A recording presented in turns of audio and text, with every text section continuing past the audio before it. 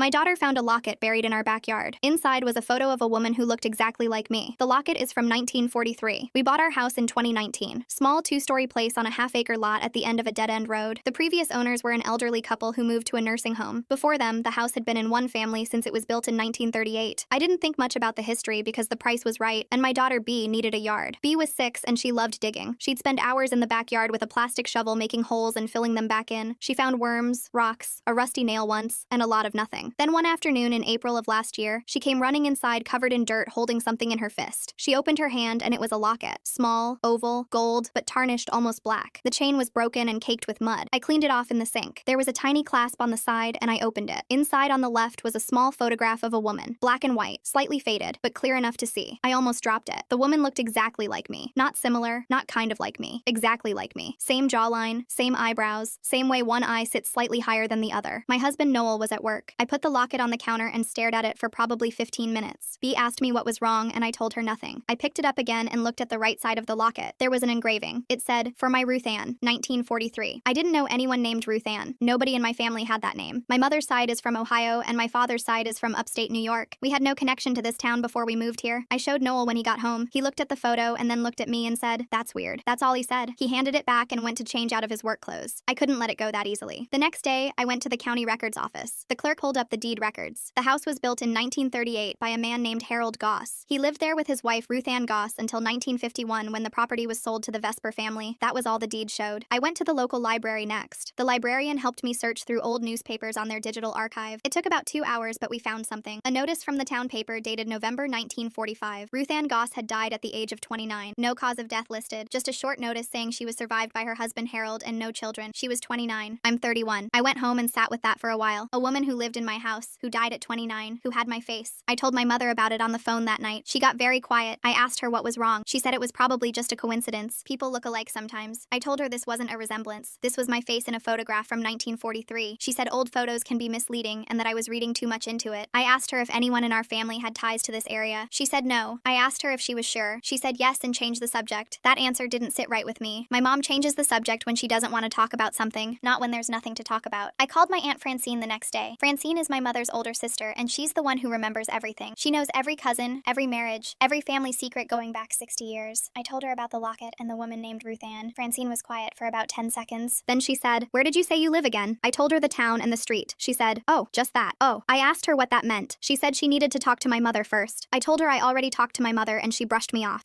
I will upload the short video of the sequel to the story to my TikTok page. The download link is on my homepage. After successfully downloading, you can search for PM 9992.